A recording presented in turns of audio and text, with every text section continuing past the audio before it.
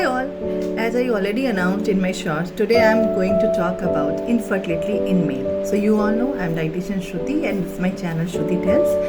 I am experienced dietitian, certified dietitian with around more than a decade of experience in clinical setups. And I really want to connect with the normal mass of of our community through this YouTube channel, because I really feel we have very less awareness about certain topics, and the moment we really want to create or create awareness, I think YouTube is the best medium. And the moment we want to learn also, I think social media nowadays is really getting more popular and actually it's easy to access. So आज का ये video Hindi में रखूँगी, जैसे मैंने पहले भी बोला है कि कुछ भी जो इम्पोर्टेंट बोलूँगी वो कोशिश करूँगी हिंदी में बोलने का, क्योंकि मुझे लगता है कि जो दूर दराज के गांव में जो लोग हैं उनमें सर्टेन टॉपिक्स के लिए अवेयरनेस की कमी है और उनको समझ में भी नहीं आता है कहाँ से कैसे नॉलेज गेन करो, और इस चक्कर में वो बहुत कॉम्प्लिकेट करते हैं चीज़ों को। सो प्लीज़ अंत तक बने रहें, क्योंकि लास्ट में मैं कोशिश करूँगी एक डे का मेन्यू भी बताने का। अगर आज के वीडियो में नहीं हो पाया तो अगर आपको लगता है आपको एक दिन का मेन्यू भी चाहिए कि पूरे दिन में क्या और कैसे खाना है, तो आप मुझे प्लीज़ कमेंट सेक्शन में डालें। मैं कोशिश करूँगी उस पर एक फिर से नया वीडियो बनाने का। सो आज हम बात करेंगे मेल में इनफर्टिलिटी के बेसिक रीजंस क्या हैं, जो शुक्राणुओं की एक संख्या होती है वो कम हो रहे हैं, या फिर जो गतिशीलता होती है, मतलब आपके में है जो शुक्राणु स्पर्म काउंट आपका ठीक है but they are unable to fertile the ovum. So ये भी एक कंसर्न आ रहा है। और जो भी मैं बोल रही हूँ ये अपनी एक्सपीरियंस से बोल रही हूँ, क्योंकि मैं जब डेली बेसिस पे क्लाइंट्स देखती हूँ तो मुझे ऐसे भी क्लाइंट्स आजकल बहुत आ रहे हैं। शुरू में मुझे बहुत शॉकिंग लगता था ये सारी चीज़ें, क्योंकि बट अब मैं देख रही हूँ जैसे जैसे समय बदल रहा है ये सारी समस्याएं जो बहुत ही अनकॉमन थी पहले, अब वो बहुत ज़्यादा कॉमन हो रही हैं। सो आज हम बात करेंगे कि अगर आपका स्पर्म काउंट लो है, अगर जैसे हस्बैंड वाइफ दोनों मिलके प्रेग्नेंट होते हैं हमें पता है, और अगर आपकी वाइफ के सारे रिपोर्ट्स नॉर्मल हैं मगर वो प्रेग्नेंट नहीं हो पा रही है, तो कई दफ़ा होता है कि डॉक्टर से आप मिलते हैं और डॉक्टर्स कहते हैं कि मेल्स को भी अपना चेकअप कराना है। जब आप मेल्स चेकअप के लिए जाते हैं, और आमतौर पे हमारे एक धारणा है जो मैं बोलूँगी कि सारा जो ब्लेम है वो फीमेल्स पे आता है। लोगों को लगता है कि फीमेल अकेले ही सक्षम होती है कंसीव करने के लिए, जो कि गलत है। तो अगर किसी भी फैमिली में, फ्रेंड्स में, सोसाइटी में अगर आपको लग रहा है कि कोई कपल है जो कंसीव नहीं कर पा रहे हैं, जिनको प्रेगनेंसी में प्रॉब्लम हो रही है, तो सबसे पहले दोनों का चेकअप होना बहुत ज़रूरी है। जो हस्बैंड वाइफ है उन दोनों को अपना चेकअप कराना चाहिए, ताकि आप जो एक ये प्रॉब्लम है उसके जड़ तक जा सके। पहले के ज़माने में मेल इनफर्टिलिटी उतनी कॉमन नहीं थी, मगर अब मैं देख रही हूँ कि मेरे पास अगर 10 कपल आते हैं प्रेगनेंसी से रिलेटेड इश्यूज़ लेके, सो उसमें से मुझे लगता है 3 या 4 तो डेफिनेटली मेल इनफर्टिलिटी वाले कंसर्न से जूझ रहे होते हैं। सो अब ये इतना अनकॉमन नहीं है, ये भी हमें समझने की ज़रूरत है। अब है कि ऐसा हो क्यों रहा है। सो अगेन लाइफस्टाइल, हमारा जो लाइफस्टाइल है ये हर तरीके से हमें इम्पैक्ट करता है, और कहीं ना कहीं ये मेल जो इनफर्टिलिटी की समस्या बढ़ रही है उसके पीछे भी हमारा लाइफस्टाइल है। एक अभी स्पेनिश एक आर्टिकल आया था, एक रिव्यू आया था, उसमें ये बोला गया था कि जो एक आजकल प्रचलन है ना लैपटॉप पे बहुत टाइम रहने का, और उसको अपने लैब में रखते हैं हम, या फिर जो मोबाइल है उसको अपने पॉकेट में रखते हैं, उससे जो वाइब्रेशन और रेडिएशंस निकलते हैं ये भी बहुत गलत तरीके से इम्पैक्ट करते हैं। तो सबसे बड़ी चीज़ जो ये है कि जब भी आप लैपटॉप या मोबाइल यूज़ करें तो उसको कोशिश करें कि अपने लैप में ना रखें, अपने से थोड़ा दूर रखें, या फिर प्रॉपर एक जो आपका सेटअप है टेबल और चेयर का वो होना चाहिए, वो बहुत ज़रूरी है। वैसे ही मोबाइल को रखने के लिए आप प्लीज़ अपने पैंट्स के पॉकेट्स का यूज़ ना करें, उसके लिए भी आप प्रॉपर एक सोल्यूशन निकालें। अब शर्ट के पॉकेट में मत डालें, क्योंकि वहाँ पे भी हर्ट है, रेडिएशन हर्ट को भी जाता है। मैंने देखा है शर्ट के पॉकेट में भी लोग इजीली डाल लेते हैं, वो भी ना करें। सो मोबाइल को कैसे कैरी करना, उसके लिए आप कुछ पर्स, बैग या कुछ भी आप अलग से कैरी करें, और कोशिश करें वहाँ पे मोबाइल को रखने की। सो ये जो एक बहुत ही बेसिक सी चीज़ है जो हम सारे लोग इग्नोर करते हैं, उस पर ध्यान देना बहुत ज़रूरी है। दूसरी बात, अगर आप किसी तरीके का नशा करते हैं, जैसे मैंने अभी पहले भी एडिक्शन पे वीडियोस बनाए हैं, किसी भी तरीके का नशा करते हैं, whether is tobacco, alcohol, smoke और एनीथिंग केमिकल्स, सो आप उनका सेवन सबसे पहले बंद करें, क्योंकि उससे भी इनफर्टिलिटी की प्रॉब्लम बहुत ज़्यादा बढ़ रही है। ये दूसरी बात हो गई। तीसरी बात, अगर आपका लाइफस्टाइल सही नहीं है, अगर आप समय पे सो नहीं रहे हैं, समय पे जाग नहीं रहे हैं, आप पे वर्क प्रेशर बहुत ज़्यादा है, आप बहुत ज़्यादा स्ट्रेस ले रहे हैं, एंजाइटी है आपको, डेफिनेटली ये वर्क रिलेटेड हो या कोई और भी इसके पीछे रीज़न हो, मगर आपको उसको भी करेक्ट करना बहुत ज़रूरी, क्योंकि ये सारे हार्मोन्स हैं।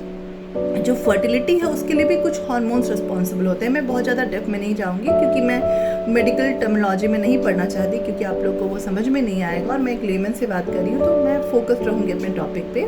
सो जो कुछ हार्मोन्स हैं उनका जो एक डायग्राम है वो बदल जाता है। अगर आपका स्ट्रेस एंजाइटी है तो आप अपने लाइफस्टाइल को ठीक रखें, अपने मूड को ठीक रखें, वो बहुत ज़रूरी है। जैसे मैं सबसे पहले कपल्स को बोलती हूँ कि पहले तो एक प्रेशर मत लो कि मेरा स्पर्म काउंट लो है, या फिर मेरे में कुछ और प्रॉब्लम आ रहा है।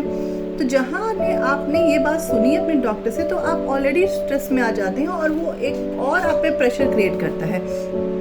सो आप सबसे पहले ये स्ट्रेस ना लें। ये एक बहुत ही नेचुरल फिनोमेनन है, और उसको जितने इजीली करेंगे, जितने कंफर्ट जोन में रह के करेंगे, उतने सही तरीके से आपकी बॉडी भी और आपके हार्मोन्स भी आपको सपोर्ट करेंगे। तीसरी बात, कई दफ़ा कुछ मेडिसिन की वजह से, कुछ एक्सीडेंट्स की वजह से, कुछ मेडिकल कंडीशंस की वजह से स्पर्म काउंट लो हो जाते हैं। तो जब भी आप कंसीव करना चाहते हैं, आपकी वाइफ करना चाहती है, और आप इस प्रेगनेंसी वाले फेज में जाना चाहते हैं, उससे पहले आप अपने डॉक्टर से मिलके, जो भी उससे रिलेटेड डॉक्टर है, अपने मेडिसिन के बारे में और अपना जो मेडिकल कंडीशन है उसके बारे में ज़रूर डिस्कस करें, और अपने डॉक्टर से ये बात बताएं कि मतलब आप इसका प्लान कर रहे हैं प्रेगनेंसी का। सो आपके डॉक्टर्स आपको सोल्यूशन देंगे। ये नहीं कि आप सब कुछ कर रहे हैं, लग गए, फिर नहीं हो रहा है, फिर डॉक्टर से मिल रहे, क्योंकि वो आप पे एक्स्ट्रा प्रेशर देगा। देखो, pregnancy is not a rocket science, मैं सबको बोलती हूँ, बहुत ही ईजी है, बहुत ही नेचुरल फिनोमेनन है, मगर आजकल के दौरान कोशिश करें कि इसको एक अच्छे तरीके से लें। अगर आप प्रेगनेंसी के फेज में जाना चाह रहे हैं हस्बैंड वाइफ, तो कोशिश करें उससे पहले, अगर आपको कोई भी कंसर्न्स हैं, अगर आपको लग रहा है कि आपकी लाइफस्टाइल अच्छी नहीं है, उसको ठीक करें। आपकी कुछ मेडिकल कंडीशन है, आप कोई दवाइयाँ ले रही हैं, उस पर काम करें। आपका कुछ एडिक्शन है, नशा है, कुछ भी है, उसको बंद करें। सो इस तरह से करके अगर आप तब प्रेगनेंसी के फेज में जाते हैं, तो आपके लिए आसान रहेगा। फिर ये देखा गया है कि जो एक्टिव बंदे होते हैं, जो वर्कआउट करते हैं, जो स्पोर्ट्स में होते हैं, उनकी जो एनर्जी, स्टैमिना होती है, वो कहीं ज़्यादा होती है दूसरे के जो सेडेंट्री हैं उनके अनुपात में, और ये स्पर्म काउंट पे भी डिपेंड करता है। तो आप वर्कआउट करें रेगुलर बेसिस पे, आप स्पोर्ट्स में अपने आप को इंडल्ज करें।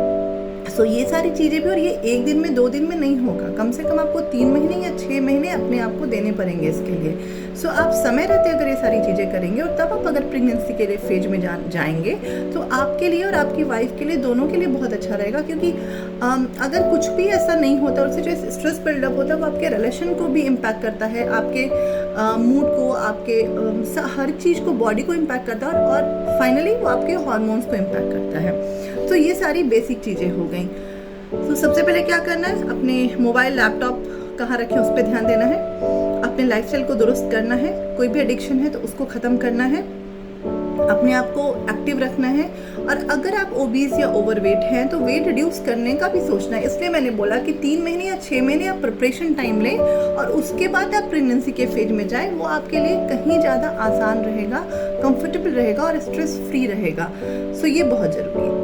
अब आते हैं खान पान के बारे में। खान पान, जैसा कि आप लोगों को पता है, हर कुछ में हेल्पफुल है, बहुत ही ज़्यादा हेल्पफुल है मैं कहूँगी। मगर ये एक दिन में ये कोई जादू की छड़ी नहीं है, कोई मैजिक बैंड घुमाए और एक दिन में हमारे ना शुक्राणु की संख्या या गतिशीलता, जो स्पर्म काउंट जो भी आप बोलेंगे, वो बढ़ गया। ऐसा नहीं होता है। इसके लिए भी आपको 3 महीने 6 महीने लगेंगे, क्योंकि 1 दिन 2 दिन 3 दिन करने से कुछ भी नहीं होता। और जो भी चीज़ें मैं आपको बताऊँगी वो आपको रेगुलर बेसिस पे खाने में शामिल करना है, और कम से कम 3 से 6 महीने हैं। पहले तो मैं ये बोलती हूँ, जब पहली बार कोई क्लाइंट ऐसे मेरे पास आते हैं, पहले तो मैं कहती हूँ कि भाई अपना पहले एक हेल्दी लाइफस्टाइल तो करो, एक हेल्दी वेल बैलेंस डाइट तो खाओ। जब ये कर लेना, जब मैं एक हेल्दी वेल बैलेंस डाइट बताती, जो मैंने अपने पुराने भी बहुत सारे वीडियोस में बताए हैं, जब वो कर लेना, जब अपने आप के लिए डिसिप्लिन हो जाना, दोबारा मेरे पास आना, तब मैं बताऊंगी। तो इसके लिए आप 2 हफ्ते 3 हफ्ते मैक्सिमम 1 महीने का टाइम लें, जो अभी तक मैंने आपको बोला है। वर्कआउट, एडिक्शन, लैपटॉप और मोबाइल मतलब जो भी आपके गैजेट्स हैं वो, और अपने आप को एक कहते हैं ना पूर्णतया अपने आप को एक अनुशासन में डालना, डिसिप्लिन, सेल्फ डिसिप्लिन में लाना। जब आप ये कर लें तो कुछ चीज़ें ज़रूर हैं जो आपको बहुत ही ज़्यादा हेल्प करेंगे इसमें, मगर बशर्ते आप उसको 3 या 6 महीने तक कंटिन्यू रखते हैं। सो अगर आपको ऐसा कुछ प्लान करना है, सो पहले आप ये सारी चीज़ें करें।